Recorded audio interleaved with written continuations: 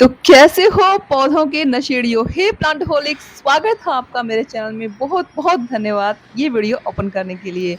तो भई हमारा पीहू आज बहुत खुश है। सिर्फ इसलिए नहीं कि मैंने उसकी मिट्टी चेंज की है और नई मिट्टी में साँस ले रहा है, बल्कि इसलिए कि उसका पहला वीडियो आप सब लोगों ने इतना पसंद किया, उसे इतना प्यार दिया कि उसको लगभग वायरल ही कर दिया। और ये पीहू अपने आप को किसी सेलिब्रिटी से कम नहीं समझ रहा। और पता है अभी क्या डिमांड चल रही है इसकी? जैसे ही बारिश का मौसम आया, मुझसे कहता है कि मैं तो नाचूँगा। मैं हक्का-बक्का।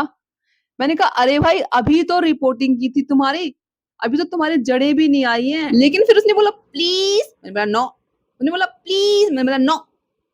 अब कोई एक टाँग पे खड़ा ही हो जाए तो क्या करें? और पीहू तो वैसे भी हमेशा एक टाँग पे ही खड़ा रहता है। मैंने भी अपना सर पकड़ लिया कि ये तो सच में मोर है, बस पंख खोलने की देरी है। और उसकी जिद के आगे मैंने हार मान ली। जिस प्रकार एक जिद करते हुए बच्चे के सामने माँ हार मान लेती है, और ऐसे ही भावना में बह करके मैंने भी पीहू की बात मान ली और मैंने उसको कहा कि हाँ चल मैं तेरी वायरिंग करती हूँ, पहले तुझे पॉट से अच्छे से वायरिंग करके खड़ा तो करूँ, अच्छे से खड़ा ही नहीं हो पा रहा है अभी। और फिर एक दिन सुबह मॉर्निंग वॉक के बाद मैं और मेरे हस्बैंड दोनों लग गए पीहू की पोर्ट वायरिंग करने में। और इस बार मैंने तय किया था कि जो भी करूँगी अच्छे से करूँगी। वैसे पोर्ट वायरिंग मुझे लास्ट टाइम जब मैंने सॉइल चेंज की थी तब कर देनी चाहिए थी, क्योंकि जब पौधा जो होता है हैवी हो जाता है, स्पेशली इस तरह का प्लांट जिसका वजन जो है वो इम्बैलेंस है, हमें पोर्ट वायरिंग ज़रूर करनी चाहिए। मेरे इस वाले जेड प्लांट का वजन जो है 95% पंखों में है, क्योंकि इस तरह की टोपियारी है तो ये झुका सा रहता है। अगर वो पंख नीचे लटकते रहेंगे तो जो प्लांट है मजबूत नहीं बनेगा, और अगर स्टेम हिलती रहेगी, रूट प्रॉपर ग्रो नहीं करेंगी और पौधा ग्रो नहीं करेगा अच्छे से और ना ही स्टेबल बनेगा, और टोपियारी तो बना ही नहीं सकते। इसलिए आज हम कर रहे हैं इस प्लांट की पॉट वायरिंग। देखिए सबसे पहले वायर लेना है, उसको पॉट के नीचे से लेकर स्टेम से बांध करके और नीचे पास कर देना है पॉट के होल में, और बाहर निकाल कर अच्छे से उनको आपस में बांध देना है। ज़्यादा टाइट नहीं बांधना, बस इतना कि प्लांट ग्राउंडेड रहे।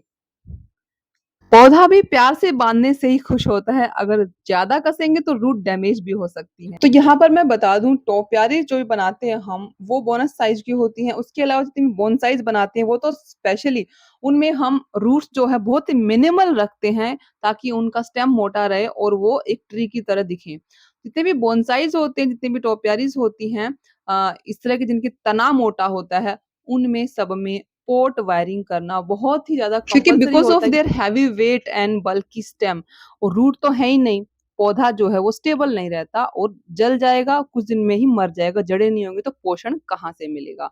तो पौधे को पोषण मिलता रहे, यानी तभी मिलेगा जब जड़ें तभी मजबूत होंगी जब पौधा हिलेगा नहीं।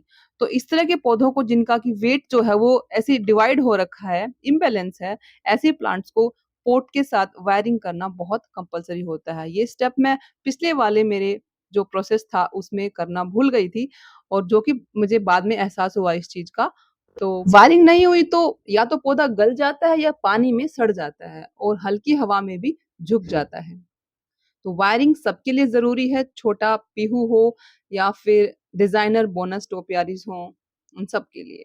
तो वायरिंग करते टाइम एक बात का ध्यान रखना है कि पौधे की जड़ें जो हैं पॉट के तलहटी को बिल्कुल ऐसे सट के नहीं होनी चाहिए।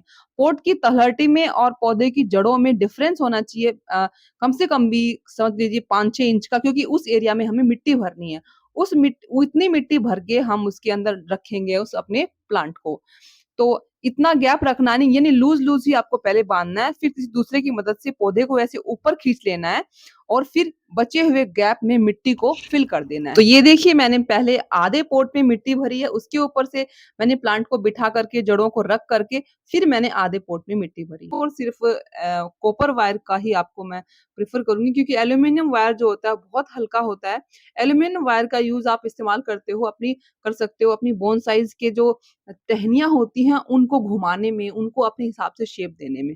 लेकिन अगर पौधे को सपोर्ट देना है, उसे पॉट से वायरिंग करनी है तो आप कॉपर का ही वायर का इस्तेमाल करें। अगर हम आयरन का, लोहे का वायर इस्तेमाल करेंगे तो जंग खा के कुछ दिन में वो सड़ जाएगा और पौधे को भी नुकसान करेगा, उसका जंग जो होगा वो। इस पूरे ऑपरेशन के दौरान ये सारा काम करते हुए मेरे हाथ में वायर से थोड़ी चोट लग गई, लेकिन चलता है, गार्डनिंग के काम में थोड़ी बहुत चोट लगना तो लाज़मी है, और ये तो हमारे मेडल्स होते हैं, हमारी मेहनत की निशानी। ये सारा काम करने में मेरे पार्टनर ने, मेरे हस्बैंड ने मेरी बहुत हेल्प की कि वो शूटिंग कर रहे थे, कभी पॉट पकड़ रहे थे, कभी वायर पकड़ा रहे थे, क्योंकि दोनों काम मेरे से नहीं हो पाते, इम्पॉसिबल था। सो उनको मैं स्पेशली अपने इस वीडियो के माध्यम से धन्यवाद बोलना चाहती हूँ। बहुत-बहुत धन्यवाद। तो वायरिंग कंप्लीट हो गई है और अब बारी है कि पीहू के पंख को कैसे खड़ा किया जाए, क्योंकि पीहू सिर्फ खड़ा रहने के लिए नहीं बना, उसको तो बारिश में नाचना है, छम छम। मैंने जो हल्की वायरिंग की थी पंखों में, उन्हें प्यार से दबाते हुए खड़ा कर दिया है और एक्स्ट्रा सपोर्ट भी दिया है। नीचे बाँस की डंडियाँ मैंने इस तरह से खड़ी कर दी हैं, अटकाते हुए पहले वाले वायर में, और उनको मैंने मिट्टी में पॉट में गाड़ दिया है और सपोर्ट दे दिया है प्लांट को इस तरीके से, और ये इसको हेल्प करेंगी खड़ा रहने के लिए।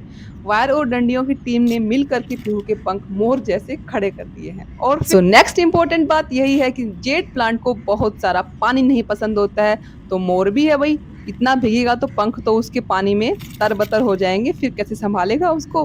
तो सीधी-सी बात है कि आपको जेड प्लांट को बरसात के मौसम में लगातार बाहर नहीं रखना है। अगर उसकी मिट्टी लगातार 1 हफ्ते तक सूखेगी नहीं, तो वो वैसे भी गल जाएगा। तो मत कहना कि आपने बोला था पॉट वायरिंग करनी है, बाहर रखना है, भई ऐसा मत करना। अभी इसको मैंने इस तरीके से जोड़ दिया है कि चाहे आंधी आए, तूफान आए, तेज हवा आए और चाहे पॉट खुद गिर के ना टूट जाए, पर जड़ें नहीं हिलेंगी पौधे की, और जड़ें हमेशा मजबूत रहेंगी, मिट्टी से तो फिर आपके पास भी अगर जेड है या कोई अन्य टोपियारी है या कोई बोनसाई है, तो उसको बस प्यार और सपोर्ट दीजिए और देखना वो भी बस पीहू की तरह झूम उठेगा। कमेंट में लिखना ना भूलें, नाच पीहू नाच, और अगर वीडियो पसंद आए तो एक लाइक ज़रूर कर देना, और हाँ, सब्सक्राइब करना मत भूलना। मिलते हैं नेक्स्ट वीडियो में, till than happy planting, keep planting and thank you so much for watching.